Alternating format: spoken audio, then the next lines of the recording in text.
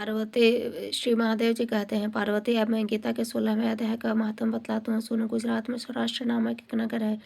वहाँ खड्ग बाहु नाम के राजे राज करते थे, जो दूसरे इंद्र के समान प्रतापित। उनका एक हाथी था जो मद बहाया करता था, सदा मत से उन्मत्त रहता था। उस हाथी का नाम अरिमर्दन था। एक दिन रात वह हठात सांकलों और लोहे के खंभों को तोड़ फोड़ कर बाहर निकला। हाथीवान उनके दोनों ओर अंकुश लेकर डरा रहे थे, किंतु क्रोधवश उन सबकी अवहेलना करके उसने अपने रहने के स्थान हथिसार को गिरा दिया। उस पर चारों ओर सभालों की मार पड़ रही थी, फिर भी हाथीवान डरे हुए थे। हाथी को तनिक भी भय नहीं था।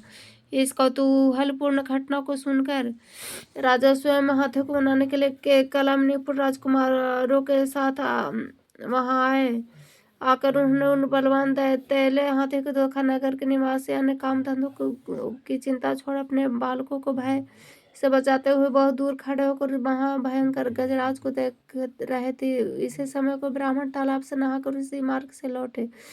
वे गीता के 16वें अध्याय के अभयम आदि श्लोकों को जप कर रहे थे। पूर्ववासियों के पीलवानों ने उन्हें बहुत मना किया, किंतु उन्होंने किसी की न मानी। उन्हें हाथी से भय नहीं था, इसलिए विचलित न ही हुए। उधर हाथी अपने चिंगाड़ से चारों दिशाओं को व्याप्त करके तीनों लोगों को कुछ करता हुआ लोगों को कुचल रहा था। ब्राह्मण ने उसके बहते हुए मत को हाथी छूकर कुशल पूर्वक निर्भयता से निकल गए। इससे वहां के राजा तथा देखने वाले पूर्ववासियों के मन में इतनी विस्मय हुआ कि उसका वर्णन नहीं हो सकता। राजा के कमल ने चकित हो उठे। उन्होंने ब्राह्मण को बुलाकर सवारी उतार कर उसे प्रणाम किया और पूछा, ब्राह्मण, आपने यह महान अलौकिक कार्य किया, क्योंकि इस काल के समय भयंकर गजराज के सामने से आप सकुशल लौट आए। प्रभु, आप किन देवता का पूजन तथा किस मंत्र का जप करते हैं, बताइए। आपने कौन सी सिद्धि प्राप्त की है? ब्राह्मण ने कहा, राजन, मैं प्रतिदिन गीता के 16वें अध्याय के कुछ श्लोकों को जप किया करता हूँ, इससे सारी सिद्धियां प्राप्त हुई है। श्री महादेव जी कहते हैं, तब हाथी का कौतूहल देखने की इच्छा छोड़कर राजा ब्राह्मण देवता को साथ लेकर अपने महल में आए। वहां शुभ मुहूर्त देखकर 1 लाख स्वर्ण मुद्राओं की दक्षिणा दे उन्होंने ब्राह्मण को संतुष्ट किया और उनसे गीता मंत्र की दीक्षा ली। गीता के 16वें अध्याय के अभयम आदि कुछ श्लोकों का अभ्यास कर लेने के बाद उनके मन में हाथी को छोड़कर उसके कौतुक देखने की इच्छा जागृत हुई। फिर तो एक दिन सैनिकों के साथ निकल आए। राजा ने हाथीवानों से उस मत गजराज का बंधन खुलवाया। वे निर्भय हो गए। राजा का सुख विलास के प्रति आदर भाव नहीं रहा। वे अपना जीवन तृणवत समझकर हाथी के सामने चले गए। साहसी मनुष्य के अग्रगण्य राजा खड्ग बाहु मंत्र पर विश्वास करके हाथी के समीप गए। मद के पर धारा बहाते हुए उसके गंड स्थल को हाथ छूकर सकुशल लौट आए। काल के मुख से धार्मिक और खल के मुख से साधु पुरुष के भांति राजों से गजराज के मुख से निकल कर आए। नगर में आने पर उन्होंने राजकुमार को राज पर अभिषिक्त कर दिया। स्वयं गीता के 16वें अध्याय का पाठ करके परम गति को प्राप्त हुए।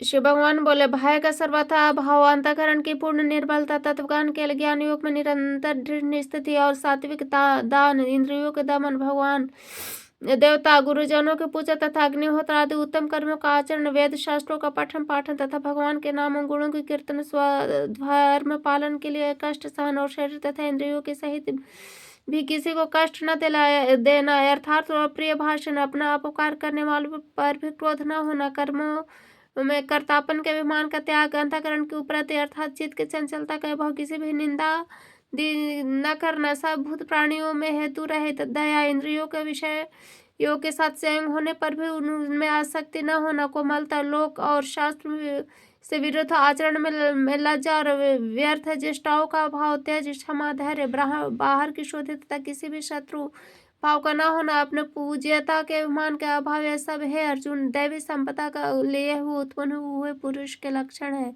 हे पार्थ, दम, घमंड, अभिमान तथा क्रोध, कठोरता, अज्ञान भी ये सब आसुरी संपदा को लेकर उत्पन्न हुए पुरुष के लक्षण है। दैवी संपदा मुक्ति के लिए और आसुरी संपदा बांधने के लिए मानी गई, इसलिए है अर्जुन तू शोक मत कर, क्योंकि तू दैवी संपदा को लेकर उत्पन्न हुआ है। अर्जुन, इस श्लोक में भूतों की सृष्टि यानी मनुष्य समुदाय दो ही प्रकार के हैं, एक तो दैवी प्रकृति वाला, दूसरा आसुरी प्रकृति वाला। उनमें से दैवी प्रकृति वाला तो विस्तार पूर्वक कहा, अब तू आसुरी प्रकृति वाले मनुष्य समुदाय को भी विस्तार पूर्वक मुझसे सुन। आसुर स्वभाव वाले मनुष्य प्रवृत्ति निवृत्ति दोनों को ही नहीं जानते, इनमें इसलिए उनमें न तो बाहर भीतर की शुद्धि और न श्रेष्ठ आचरण है, न सत्य भाषण ही है। वे आसुरी प्रकृति वाले मनुष्य कहा करते हैं कि जगत आश्रय रहते सर्वथा सत्य बिना ईश्वर के अपने आप केवल स्त्री पुरुष के संयोग से उत्पन्न है, अथवा केवल काम ही इसका कारण है, इसका सिवा और क्या है। इस मिथ्या ज्ञान को अवलंबन करके जिसका स्वभाव नष्ट हो गया है तथा जिसकी बुद्धि मंद है, वैसा प्रकार अपकार करने वाले क्रूर कर्मी मनुष्य केवल जगत के नाश के लिए ही समर्थ होते हैं।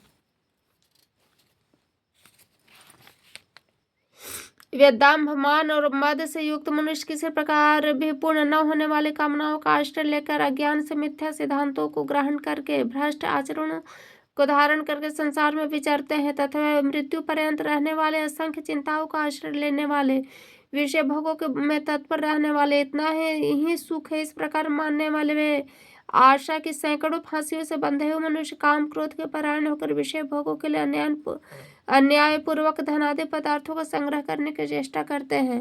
वे सोचा करते हैं कि मैंने आज यह प्राप्त कर लिया और अब इस मनोरथ को प्राप्त कर लूंगा, मेरे पास यह इतना धन है और भी यह हो जाएगा, वह शत्रु मेरे द्वारा मारा गया, उनके दूसरे शत्रुओं को भी मैं मार डालूंगा, मैं ईश्वर हूँ, ईश्वर को भोगने वाला, मैं सिद्धियों से युक्त हूँ, बलवान तथा सुखी हूँ, मैं बड़ा धनी और बड़ा कुटुंब वाला हूँ, मेरे समान दूसरा कौन है।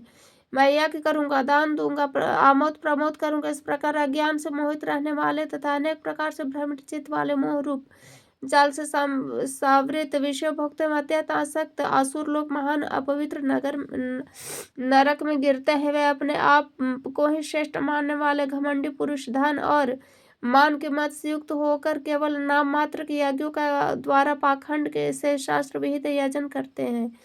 वे अहंकार बल घमंड कामना क्रोध आदि के परायण और दूसरों की निंदा करने वाले पुरुष अपने और दूसरों के शरीर में स्थित मुझ अंतर्यामी से द्वेष करने वाले होते हैं। उन द्वेष करने वाला पापाचार्य क्रूर कर्मी नराधमों को मैं संसार में बार बार आसुरी योनियों में डालता हूँ।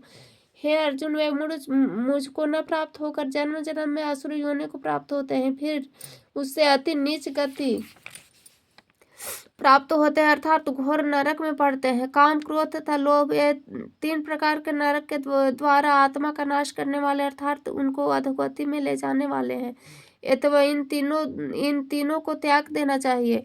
है अर्जुन, इन तीनों लोक में नरक के द्वारा से मुक्त पुरुष अपने कल्याण का आचरण करते हैं, इससे वह परम गति को जाता है अर्थात मुझको प्राप्त होता है। जो पुरुष शास्त्र विधि को त्याग कर अपनी इच्छा से मनमाना आचरण करता है, वह न सिद्धि को प्राप्त होता है, न परम गति को और न सुख को ही।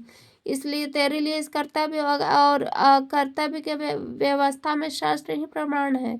ऐसा जानकर तू शास्त्र विधि से नियत कर्म करने के लिए ही योग्य है।